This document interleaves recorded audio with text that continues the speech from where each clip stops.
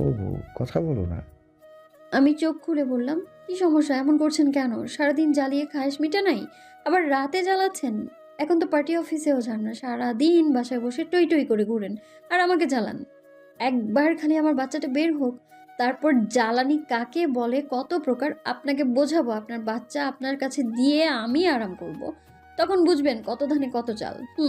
উনি আমার হাত ধরে আঙুল নিয়ে নাড়াচাড়া করতে করতে ইনোসেন্ট ফেস করে বলল, বউজান, তুমি কি রাগ করেছো? আমার কিন্তু প্রচন্ড রাগ হচ্ছে তাহরিম তালুকদার, আপনি সরেন, ঘুমাবো আমি।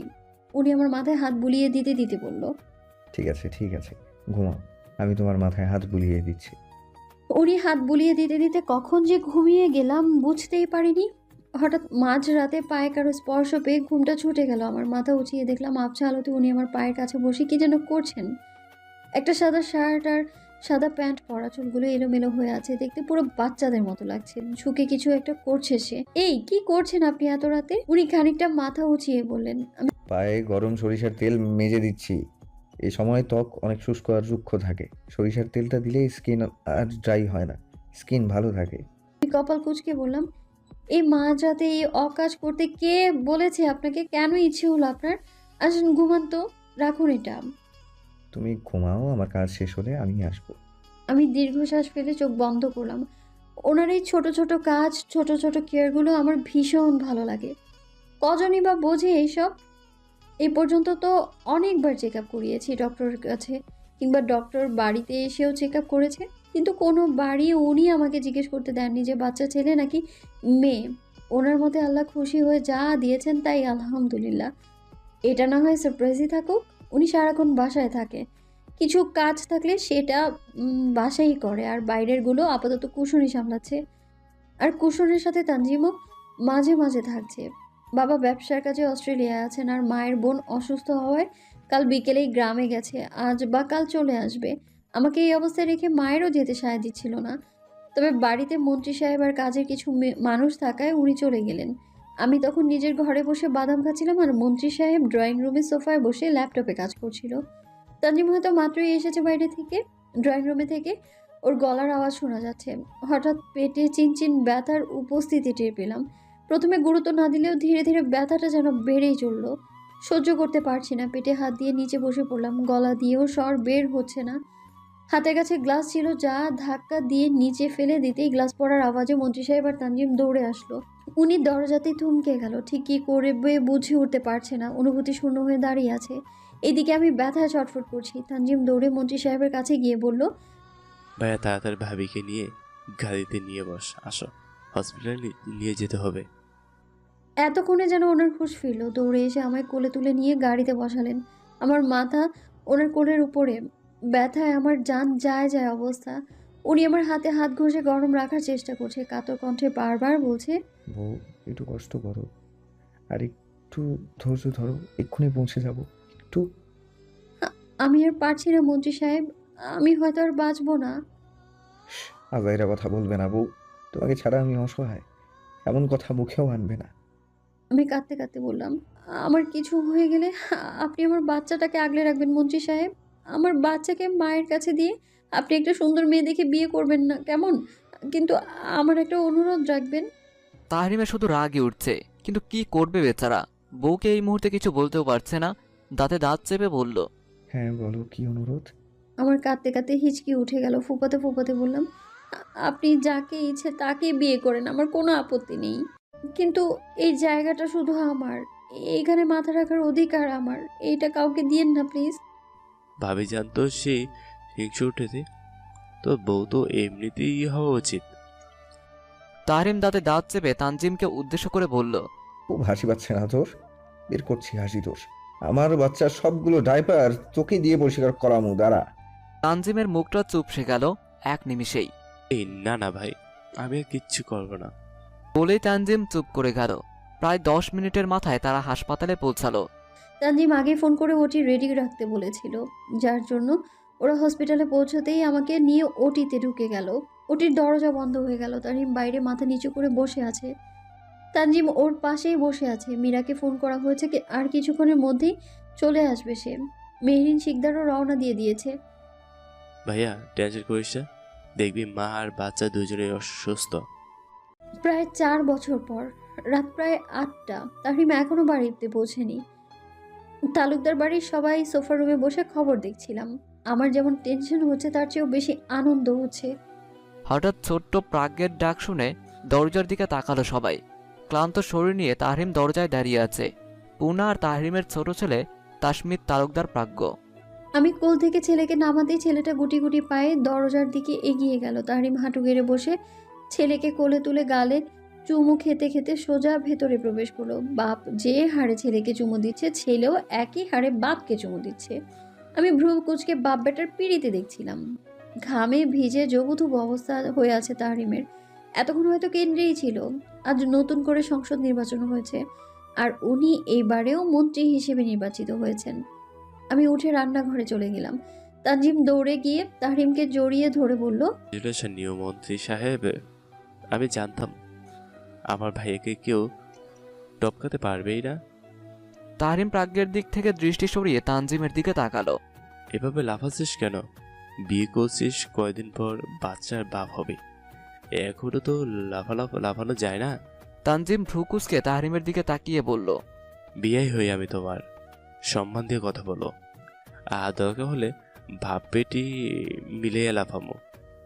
শত হোক আমার মেয়ের নাম করা তালুকদার বাড়ি বড় বউ, ট্যালেন্ট তো থাকবেই, তাই না বউ? বলেই মেহবুবার দিকে তাকিয়ে চোখ মারল। বেচারি মেহবুবা পারে না তো মাটি খুঁড়ে ভিতরে ঢুকে যায়।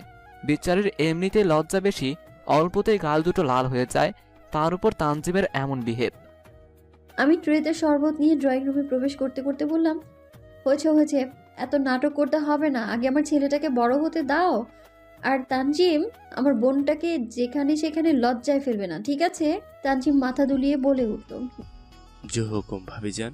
এই যে আমার বিয়াই মশাই কোথায়, মিষ্টি তো আমারও পাও না, শত হোক ছেলের শ্বশুরবাড়ি বলে কথা। দরজা থেকে চেনা কণ্ঠ শুনতে পেয়ে সবাই দরজার দিকে তাকালো। রুদ্র ভাই আর ইলমি দাঁড়িয়ে আছে। রুদ্র ভাইয়ের কোলে রুদ্র ভাই আর ইলমির একমাত্র ছেলে রওশন তালুকদার। বয়স তার সবে 3 হলো। আর ইলমির কোলে মিনি, মানে আমার ছোট্ট বিল্লিটা। আমার কাছে থেকে মিনিকে নিয়ে ওটা এতদিন দেখাশোনা করতো। আমি তো তাহরিম ভাইয়ের ছেলের সাথে মেয়ের বিয়ে দেব, তুমি বরং অন্য কোনো মেয়ে দেখো রুদ্র ভাই। রুদ্র খানিকটা এগিয়ে এসে তানজিমের মাথায় টোকা দিয়ে বলল, তোর মেয়েকে আমার বাড়ি বউ করবো না, যা। আমি তো তাহরিমের মেয়েকে ছেলের বউ করবো। তাহরিম ভ্রু কুচকে রুদ্রের দিকে তাকালো। আমার মেয়ে আসলো কোথা থেকে? রুদ্র সোফায় বসতে বসতে বলল, ও মা, নেই তো কি হয়েছে, হবে তো, তখন বিয়ে করব। তাহরিম বিড়বিড় করে বলল, সে ঘুরে বালি। আমাদের কথার মাঝে মা আর বাবা হলেন নীরব দর্শক। আমি একে একে মা, বাবা, তানজিম, মেহবুবা, রুদ্র ভাই আর ইলমিকে শরবত দিলাম। হাতে একটা গ্লাস নিয়ে এগিয়ে গেলাম তাহরিম তালুকদারের দিকে। হাতে গ্লাসটা দিয়ে প্রাজ্ঞকে কোলে নিতে গেলে তাহরিম আমাকে পাশ কাটিয়ে গিয়ে বাবার পাশে সোফায় বসলেন। বেশ অনেকক্ষণ আড্ডার পর বেশ রাত হয়েছে বলে তানজিম আর মেহবুবা নিজেদের ঘরে গেল। মেহবুবা এখন 6 মাসে প্রেগনেন্ট। ডক্টর বলেছে মেয়ে বাবু হবে, তাই তার এত লাফানো। রুদ্র আর ইলমিও দোতলার রুমে গেল। মাও উঠে নিজেদের রুমে চলে গেল। আমি ওরা দুজনের দিকে তাকিয়ে দীর্ঘশ্বাস ফেলে নিজের রুমে গেলাম। এখানে এখন থাকা মানে নিজের ইজ্জত নিজে খোয়ানো। বাবা শরবত খাওয়া অফ করে আর চোখে তাহরিমের দিকে তাকালো। ছেলে তার পাশে বসা মানে বেফাস কথা বলা। এক বিন্দু বাপ বলে তো দাম দেয়ই না, উল্টো এমন এমন কথা বলবে যে বাপ নিজেই লজ্জায় পড়ে যায়, অথচ এই বেহায়া ছেলের কিছুই হয় না। তাহরিম প্রাজ্ঞের দিকে তাকিয়ে বাবার উদ্দেশ্যে বলল, শরবতটা শেষ করো, এমনিতেই তো শরীরে শক্তি নেই, তার উপর বাঁধিয়েছো ডায়াবেটিস, আবার চিনি দেওয়া শরবতও খাচ্ছ। এমন বুড়োকে কি মন্ত্রী তাহরিম তালুকদারের মা পছন্দ করবে? লোক, আমার মা কতটা অ্যাট্রাকটিভ, বিউটিফুল আর গর্জিয়াস, আর তুমি ভুঁড়িওয়ালা কাকু, মানায় বলো? প্রথম কথাগুলো জোরে বলেও পরের কথাগুলো বেশ আস্তেই বলল তাহরিম, যা শুধুমাত্র বাবার কান পর্যন্তই পৌঁছলো। বাবা শরবত খাওয়া থামিয়ে চোখ বড় বড় করে তাকিয়ে দাঁতে দাঁত চেপে ধরে বলল, এই বেয়াদব ছেলে, আমি তোর বাপ হই, বন্ধু না। আমার তো মাঝে মাঝে সন্দেহ হয় তাহরিম, তুই কি আসলেই আমার ছেলে? তো আমি তো এত বেহায়া ছিলাম না, তুই কই থেকে এমন লাগাম ছাড়া হইলি? তাহরিম বাবার কানের কাছে গিয়ে ফিসফিস করে বলল, আমি কার ছেলে সেটা তো আমার থেকে ভালো তোমার জানার কথা, mister Tapas Talukdar. But I have a গভীর প্রশ্ন। তাপস তালুকদার ভ্রু কুঁচকে ছেলের দিকে তাকালো। কি? আমার তো এখন সন্দেহ হচ্ছে, আসলে আমি তোমার ছেলে তো। তাপস তালুকদার রাগের দৃষ্টি তাহরিমের দিকে তাকিয়ে বলল, কি বলতে চাস তুই বেয়াদব ছেলে? আমার কি দোষ? প্রশ্নটা তুমি আগে করেছো। আমি তো কথার কথা বলেছি। আমিও তো সিরিয়াসলি বলেছি। তাপস তালুকদার বসা থেকে উঠতে উঠতেই ছেলের দিকে রাগি রাগি চোখ করে বলল, তুই থাক, আমি গেলাম। ইজ্জত বাঁচানো ফরজ, আর তোর সাথে থাকলে অকালে আমার সেটা হারাতে হবে। তাহরিমও বসা থেকে দাঁড়াতে দাঁড়াতে বলল, ছি মিস্টার তালুকদার, একজন বিশিষ্ট সমাজ সেবক, গুণী একজন মন্ত্রী ইনোসেন্ট একটা ছেলেকে এত বড় অপবাদ দিতে পারলেন? আপনার ঠোঁটে মুখে বাজলো না? আমি আপনার ইজ্জত নিয়ে টানাটানি করি? ছি। এই শোন তাহরিম, তুই আমার বাপ না, আমি তোর বাপ। একটা মানুষ এত অভিনয় কিভাবে করতে পারে? How is this possible? Tahrim serious হবার ভান ধরে বলল, বাবা, বল। তোমার আরেকটা নাতনি দরকার না? একটা হয়েও যেন ঘরটা কেমন ফাঁকা ফাঁকা লাগে। একটা কাজ করো, প্রাজ্ঞকে তুমি রাখো। বলেই প্রাজ্ঞকে তাপস তালুকদারের কোলে দিয়ে সিঁড়ি উঠতে উঠতে বলল, বাবা প্রাজ্ঞ, আজ তুমি তোমার দাদা ভাইয়ের কাছেই থাকো, আমি বরং তোমার খেলার সাথে আনার ট্রাই করি, কেমন? প্রাজ্ঞ বাপের কথা কি বুঝলো জানা নেই, তবে মাথা হেলিয়ে দাদার কাঁধে রাখলো, মানে সে দাদার সাথেই থাকবে। তাহরিম হাসলো, ছেলেটা হয়েছে একদম বাপের বাধ্যগত, বাপ যা বলে তাই। তাহরিম তাপস তালুকদারের উদ্দেশ্যে একটা ফ্লাইং কিস দিয়ে সিঁড়ি বেয়ে নিচের রুমে চলে গেল। বেচারা তাপস তালুকদারের কিছু বলার ভাষা নেই, প্রাজ্ঞের দিকে তাকিয়ে বলল, দোয়া করি ভাই, তুই যেন তোর বাপের মতো হোস। তোর বাপ যেমন সারাটা জীবন আমাকে জ্বালালো, তুইও তোর বাপকে জ্বালাবি। বলেই নাতিকে নিয়ে নিজের রুমে চলে গেল। না, ওই যে দেখো, তোমার পেছনে তেলা পোকা। আমি ঘাড় ঘুরিয়ে তেলাপোকার দিকে না তাকিয়ে তাকালো তাহরিমের দিকে। ভ্রু কুচকে বলল, তো আমি কি করব? তাহরিম ভ্যাবাচাকা খেয়ে গেল, আমতা আমতা করে বলল, না, বললাম আর কি, এখন কি করবে এটাকে? আমি দীর্ঘশ্বাস ফেললাম, দাঁতে দাঁত চেপে বললাম, এক কাজ করি, তেলাপোকাটা ধরে আপনার জন্য তেলের মধ্যে দিয়ে কর করে করে একটা ভাজি করি, দেন আপনাকে পরিবেশন করি, কেমন হবে বলেন? আমার কথায় তাহরিম হকচকিয়ে উঠল, ফলশ্রুতিতে তার কাশিও উঠে গেল। তার ধারণাও বাইরে ছিল এই উত্তরটা। কাশি থামিয়ে চোখ বড় বড় করে তাকিয়ে বলল, থু, কি জঘন্য কথাবার্তা, খাটাস মেয়ে কোথাকার। আমি ডোন্ট কেয়ার ভাব নিয়ে বললাম, ইয়াহ আই নো ইউ। বলে বিছানা ঠিক করতে লাগলাম। তাহরিম বিড়বিড় করে বলল, রোমান্টিকের বস্তা একটা। আমি এমনই। তাহরিম বিছানায় বসতে বসতে বলল, তাই ভাবলাম তেলা পোকা দেখে ভয় পেয়ে আমাকে একটু জড়িয়ে ধরবা, একটু রোমান্স করবো, তা নাকি ঘোড়ার ডিম মার্কা কথা বলে মোটের 24টা বাজিয়ে দিল। ধুর। আমি তাহরিমের সামনে গিয়ে কোমরে হাত দিয়ে দাঁড়িয়ে বললাম, শুনুন, আপনি ভুলে যাবেন না, একটার বাপ হয়েছেন, কদিন পর ছেলের বিয়ে দেবেন। এইসব রোমান্সের ভূত মাথা থেকে ছেড়ে ফেলে বিছানা ঠিক করে দিচ্ছি আর ঘুমন। বুড়ো বয়সে ভীমরতিতে পেয়েছে আপনাকে। তারিফ হুট করেই আমার হাতে টান দিয়ে নিজের কোলের উপর বসিয়ে কোমর চেপে ধরে বলল, ঘরে এমন সুন্দরী আর মায়াবতী বউ থাকলে কি কেউ বুড়ো হয়? সবে তো একটা হলো, ডজন খানেক হোক, তারপর না হয় বয়সের কথা চিন্তা করা যাবে। আমি ভ্রু কুচকে ওনার দিকে তাকিয়ে বললাম, রাগ কোথায়? উনি আমার ঘাড়ে নাক ঘষতে ঘষতে বলল, আমি বাবার কাছে। কিছু বললাম না। বউ, ওনার এমন নিঃশাক্ত কণ্ঠে কেঁপে উঠলাম আমি। রাতটা আমার করে দিবি বউ? ওনার হাতটা খানিকটা আলগোছে ছাড়তেই আমি দৌড়ে বেলকনিতে এসে দাঁড়ালাম। বুকের মাঝে কেমন যেন মন্দিরের ঘন্টার মতো বেজে চলল। কি ভীষণ অস্থিরতা, শ্বাস প্রশ্বাস যেন ক্রমশই পাল্লা দিয়ে ভারী হতে চলল। তাকালাম দূর ল্যাম্পপোস্টের আলোতে। উনি রুমের লাইট অফ করে আমার পেছনে এসে দাঁড়ালো। অন্ধকারে ওনার শক্তপোক্ত হাত রাখলো আমার পেটের উপর, যার শীতলতা কাপড়ের উপর থেকে টের পাচ্ছি আমি। অন্তর্দেশ কেঁপে উঠলো আমার ক্ষণে ক্ষণে। এই কেমন বাজে অনুভূতি! আমার হাত ধরে ঘুরিয়ে নিজের দিকে ফিরিয়ে বেলকনির রেলিংয়ের সাথে চেপে ধরলো। আমি মাথা নিচু করে আছি, উপরে তাকানোর সাহস কেন যেন হচ্ছে না আমার। বউ, তাকা না আমার চোখের দিকে। না।